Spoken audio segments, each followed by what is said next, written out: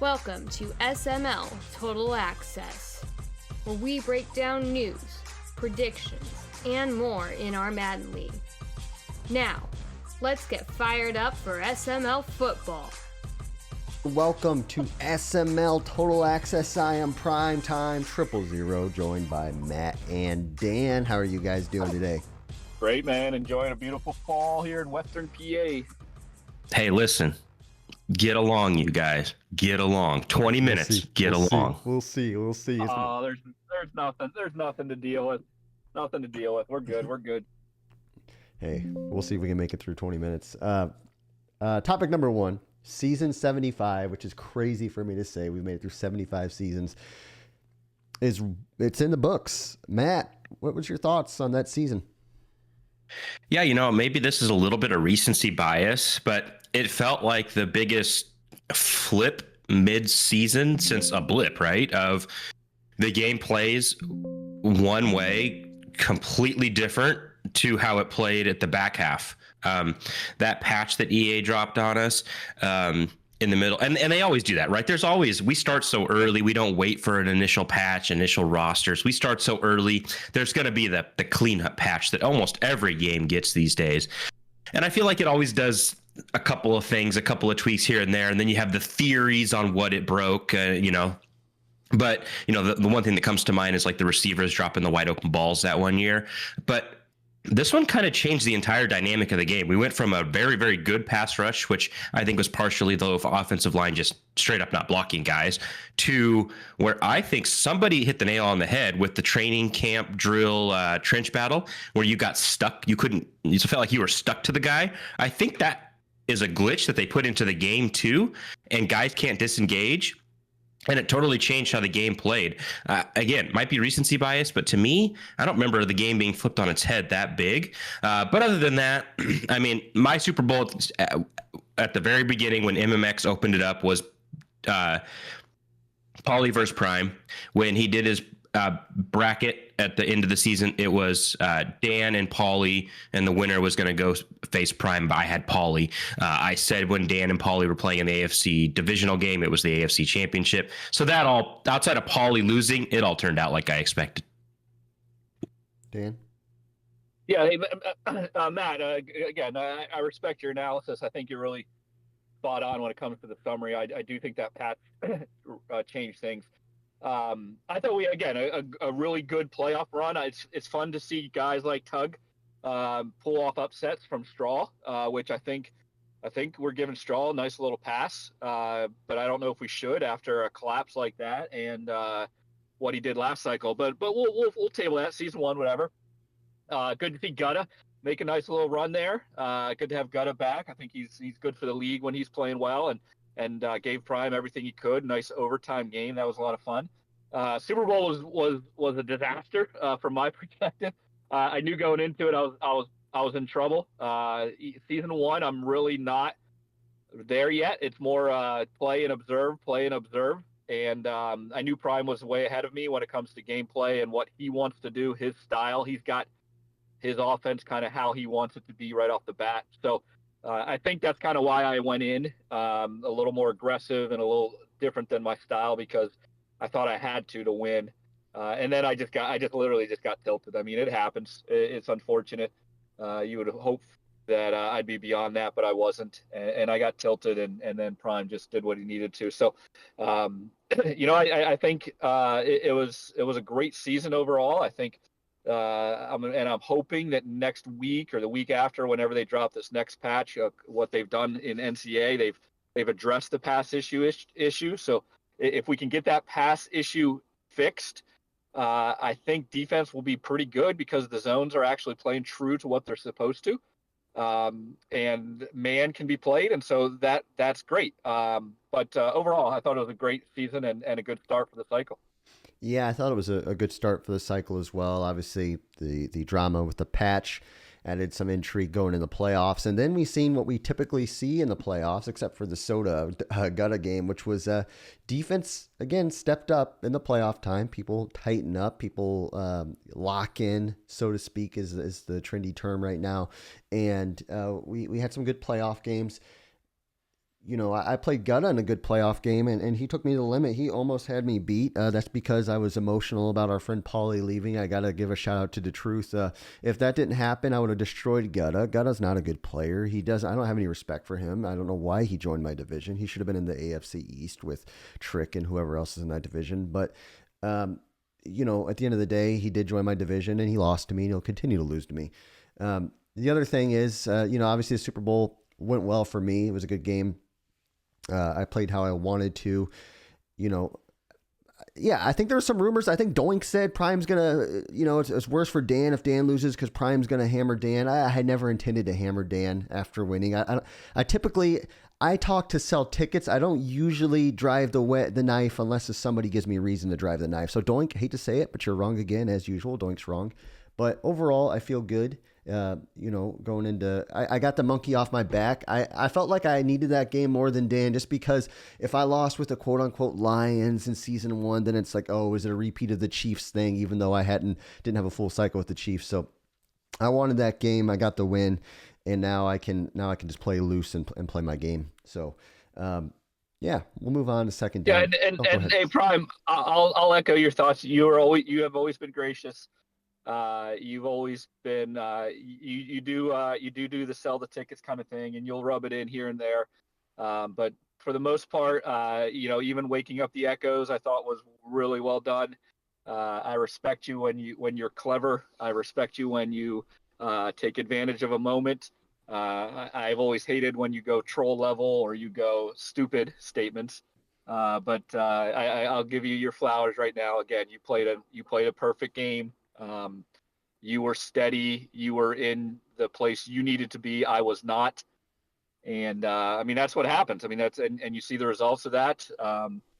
And that game was pretty much, I think, over. To me, it was over when you went up 17-0 with that run up the middle.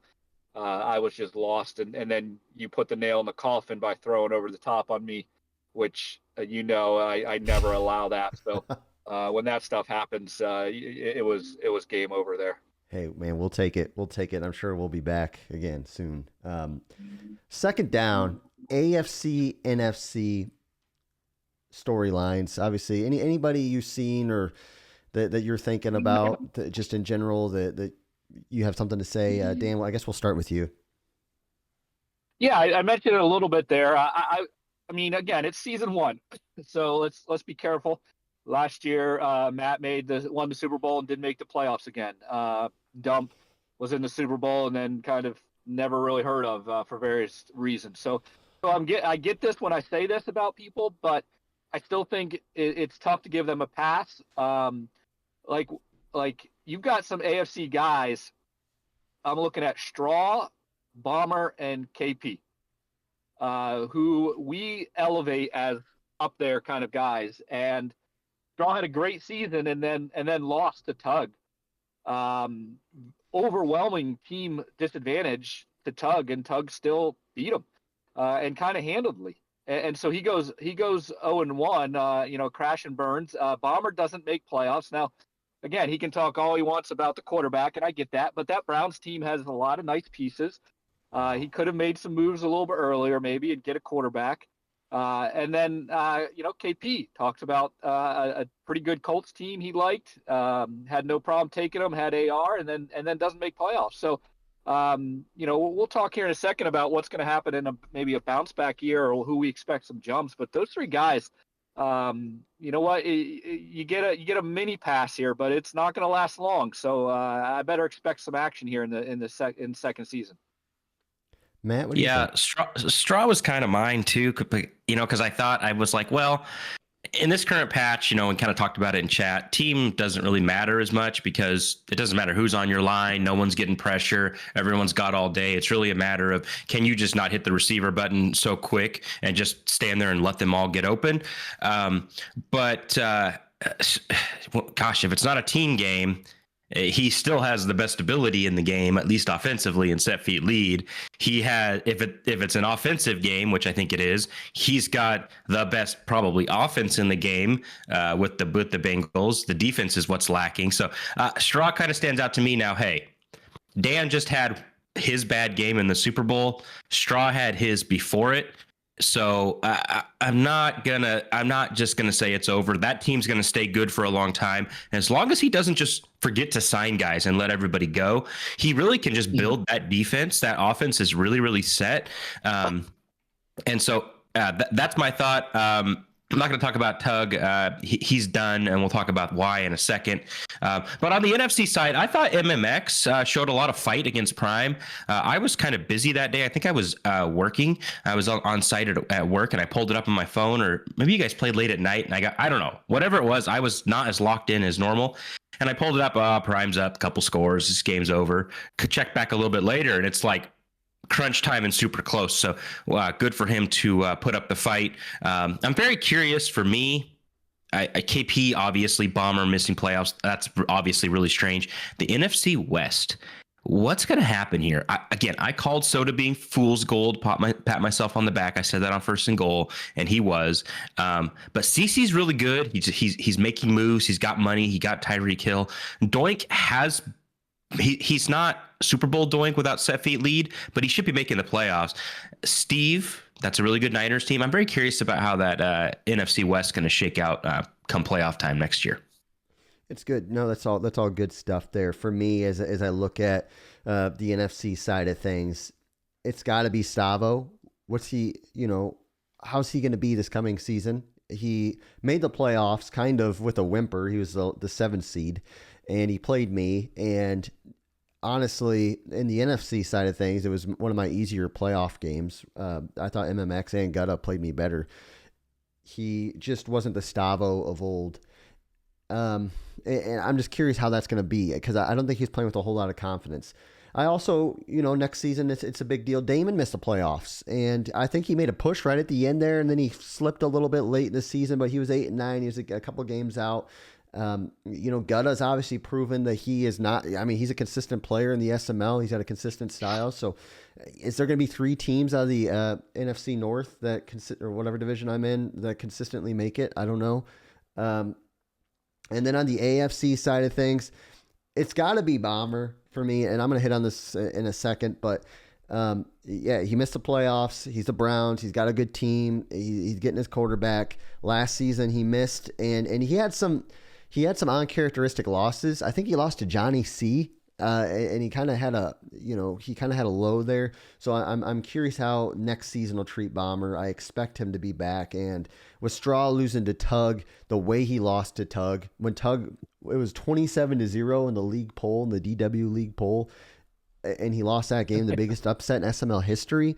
Where's Straw's psyche going to be? And is he going to have the same mystique next season? I don't know if he will. Yeah, hey, Stavo's going to be fine. He's just needs to adjust. He's used to sleeping through the NFC playoffs, but it's not last year's NFC. He'll be fine. He just has to wake up and adjust. That's a good point. Third down. Who had the best offseason, or what move, or what, even maybe not even best, but who made a move that you're like, oh, wow, that was interesting, good or bad, I guess. And Matt, we'll start with you. I'm going to go with the low-hanging fruit here and say it's QP. Look, 36 hours ago, the guy was drowning in his own sorrows, yelling at the TV. And now he comes in, he's got the best overall team in the SML with the best quarterback in the SML, the best ability anyways, the only 99 speed receiver. The guy just walked into the best team. How lucky is that? Other than that, obviously Bomber. He got Anthony Richardson for way less than I would have ever expected him. I think if KP announced to the league, I just want a first, a second, and you're a crappy quarterback, everybody would have lined up. Now, credit to Bomber for asking, but I'm surprised that KP just kind of, I don't want to say gave him away, but didn't really get a whole lot for him, especially when you see what Stroud went for. And then I'm going to go with Smokey. I think, hey, he got his quarterback. He kind of made some big moves. The Steelers are a really good team, in my opinion. Yes, a little bit older, but the defense is pretty solid. Now he's going to lose some of that defense, and he already did with shipping off Highsmith. But hey, he's got a quarterback, and when you have your quarterback, he builds a lot of confidence, and now he can build up the rest of that team. That was good. Yeah, I'm glad you mentioned Smokey there. It's amazing that trade went through as big as it was, and not a lot of reaction from the SML from it, and that kind of shows. I think it's one of those trades that it was big, but it actually made sense for both teams, and both guys kind of got what they needed to. Fearless to me is I've never had an ability that good in a quarterback. It was incredible. It almost broke my philosophy of paying quarterbacks. But when I looked at the rest of my defensive line, man, I had no choice. I had to ship them off, and I think I got good value back. I'm there with you with KP. Very, very interesting move. Curious, what he's thinking and what he's planning there. I think Bomber's clearly the guy that's made the most moves. I'm interested with what Prime, what's going to happen with Damon, because he was kind of handcuffed with the Parsons trade. No money and no first. Now he made a lot of moves to get second and thirds, which is great. But I'm really curious with that and kind of how that plays out. I think for me going into season 2, I think the drama that we're going to have in division races is going to be at an all-time high. And I'll talk about this in a little bit, but SML usually it's playoffs. Who's going to make the playoffs? Who's going to make the playoffs? I can't remember the last time we've had as many good divisions battles that we're going to have going into this season. I mean, there's not really any division that we say, oh, that's automatically a guaranteed winner right there. Maybe mine with now that KP got rid of Richardson, but there are great battles in every division, and that's exciting. Yeah, no, I actually agree. And for me, obviously, I looked at the KP trade, and not just the trading Richardson, he also traded Riley Leonard to me. And I thought that, you call me crazy, but I think he probably could have developed Riley Leonard, and he would have had him for cheap. Because if you look at KP's stats with Richardson, he only ran with him like 8 times last season. So it made sense for him to trade him, because he seems like he had, for the lack of the better term, decided to play mat ball with Anthony Richardson, and he for whatever reason, right or wrong, he wasn't going to run with them. So if you're going to have an Anthony Richardson and not use him, you might as well trade him. Now, if that was your whole plan the whole time, I think he probably could have traded him to start the cycle and trade him to somebody who was a lesser player or desperate for a quarterback to start at the emotional beginning of a cycle, and not right before the draft when people are valuing their picks even higher. But that's neither here nor there. When I look at stuff, and then I got to look at Dan. Obviously, he's got 2 quarterbacks. I think he's got Howell and he's got Levis. Yeah, and 2 veteran quarterbacks that don't necessarily excite you. But, Dan's won a Super Bowl with Teddy Bridgewater. His style doesn't necessarily need a quarterback that is an elite quarterback. And Dan typically can play within his means. So I'm curious if he does play this style and if he can have the same success he did or similar, how he'll roll with it, and saving that 40 to 60 million in cap, just building out a roster and building a true possible super team. I like it. And I'm not opposed to, even if I was Dan, if it was me, I would be 4th round later. I'm making some scratch off tickets in the draft, and I'm just taking quarterbacks just to see if I can get lucky with the development guy. But definitely interesting stuff. Oh, and then Bomber, obviously, on his side of the thing with the Richardson trade that I wanted to hit on. He's got his guy now. We've seen KP throw for 40 touchdowns, and he led the league in passing yards with Richardson, and he didn't even run with them. Bomber runs a little bit more with his quarterbacks. So we've seen that Richardson can play at a high level, and KP's got the worst of Richardson out of the way because he's developed him some.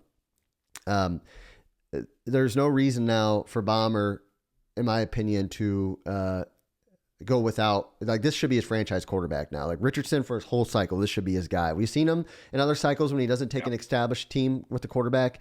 We've seen him kind of go flip-flop. Richardson has to be his guy, and if he's not, then I think he's going to have a long cycle. So I think he's just got to commit to Richardson no matter what at this point. Let's move on to spreading the love. Who are you spreading your love on? And we'll start with Dan. Yeah, I'm going to take a low-hanging fruit, as Matt likes to say, and maybe just because after I got smacked in the Super Bowl, I need a little love myself. I'm gonna give a little self-love to the balance of the SML. Man, I said it right before the draft. I said it all off season. My goal, I was going opposite of Prime, not because I was afraid of Prime, but because I was wanting to see a really good balance in the SML. And man, I was about 99% accurate in the first season outside of I didn't give a good game in the Super Bowl, and there wasn't really much balance in the Super Bowl. But outside of that, we're going to skip that part because there was just balance across the board. There is balance in the SML. This is going to be, I think, a more fun season cycle because of that. And I am just going to give myself some self-love. I am special. I am amazing. I look incredible. And Wow. people like. Wow. Yeah, he needed that. It's like when your kid brings home a drawing from school and it looks like crap, but you say it looks good. It's Yeah. like sometimes they need it, you know? Yeah, we'll put it on the fridge for a day. Yeah. Before I spread my love, can you guys just join me in a very, very brief, quick moment of silence? Thank you. That was for the AFC West. I really hope you guys, Tug, Alex, Fig, I hope you guys had a really good cycle, but Daddy's home. Your cycle is over.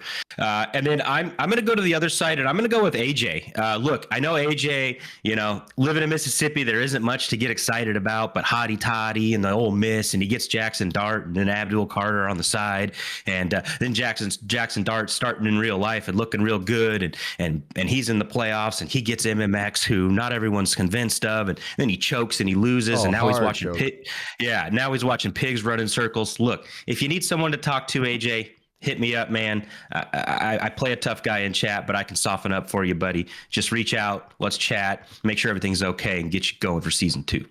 That was good, man. I've got to do it. I'm going to spread my love to Paulie. I can't think of more of a role model in the SML than Coach Paulie. The way how he conducted himself in chat, how he conducted himself on the field. The guy is a physical specimen when you look at him in person at 45 years old. I'm not convinced that he's all clean. He could be on some sort of performance-enhancing drugs, honestly. But what a guy. I do miss him. He's a good man. You know, obviously, whenever you lose a member, no matter what the circumstance, part of my... yeah, I get sad when people leave, no matter what, even if I don't particularly care for them. And, you know, when you think about our league and when you think about its growth and you think about certain situations, I think sometimes you have to consider that you don't always agree on things, and certain times but you have to do what you think is right for the league, and sometimes in an individual case, what's right for yourself. And I think that's what happened. And I think it shows that the SML is much bigger than any one person. And sometimes you have to make hard decisions and hard things happen, but you could still, at the end of the day, if you're direct and honest and you do it with kindness, it doesn't necessarily mean relationships can be lost. And through all that, I think that our league can get better and grow from anything that happens. So I do wish Paulie the best. I'd like to see him come back at some point. I'm excited to have QP back in the mix. QP is a close friend of mine as well. You know, at the end of the day, I guess from my perspective, I care about a lot of the people in our league, and I truly want what's best for them, no matter, you know, if they're here or they're not. So I'm excited for this next season. I'm excited for everybody who watches our streams and just is so invested in it, and they want what's best for the league as well. Because when we first started, I just wanted people to put a message in our group me chat. Like, we would have 5 messages a day. So we've grown so much, and I'm happy for that. Matt, what do you got for your Matt 5? Yeah, I'm sure you guys know something big happened yesterday. This one's for Miss Prime, and Prime, I do want Miss Prime's assessment of my very early of top 5 songs from the life of a showgirl. Now, if you thought we were going to get through this whole show without Taylor Swift, you are mistaken, my friends. I've only listened once. I needed to make sure I could sit down and just listen to the whole thing instead of, you know, some here, some there. So at number 5, I've got Wish List. It's really good. I believe it's her talking about wanting to be a mom. Very, very good song. At number 4, it's Eldest Daughter. Very, very good. Number 3, Fate of Ophelia. I think this is a lot of people's number 1 song. That was my number 1. I dig it. It's the first track on the album, if I'm not mistaken. I do tend to listen in order, especially with hers. Very, very good song. I could see this one kind of jumping up for me. Down Bad was probably in this spot on the last album, and I think it quickly became my favorite. At number 2, I've got Honey. I don't know. It's just a catchy song. Really, really good. I really like it. I hate that I agree with Portnoy on that one. I think it's one of his favorites. And then at number 1, I've got Father Figure. Wow. This is a family-friendly show, but there is a line in Father Figure. I will not repeat it, but listen to the song. I never in a million years expected Taylor Swift to write a line like that. Caught me off guard, made me smile. I just think the song's a total banger. You didn't like Wood. Wood's not on your top 5. Wood is good at tape. When you got an album of 12 songs on there and they're all absolute certified bangers, it's hard. So as with every Taylor Swift album, I listen about 16 or 74 times and then I make a final list. So I need some time. This will change. This is early. This is very early. I'll just give one song and we'll ask Dan if he's listened. I don't know how to pronounce it because I'm from Indiana and I can't pronounce things or spell things well, but I do my best. Opalite. That's 1 or 2 for me. Opalite. Dan, what about you? Did you listen? Your daughters listen. Who? What? What are we talking about? Oh man. What are we talking about? He's out of touch. We talking about Travis Kelce's girlfriend? Oh man. You're out of touch. Fiance. No wonder why he lost in the Super Bowl. Man. Yeah. Well, guys, unbelievable. That's SML. A good episode of PA. That's SML Total Access. We'll get Miss Prime's recap on that. Everybody, let us know what your thoughts are. Another season coming up fast. Appreciate you watching and have a great day.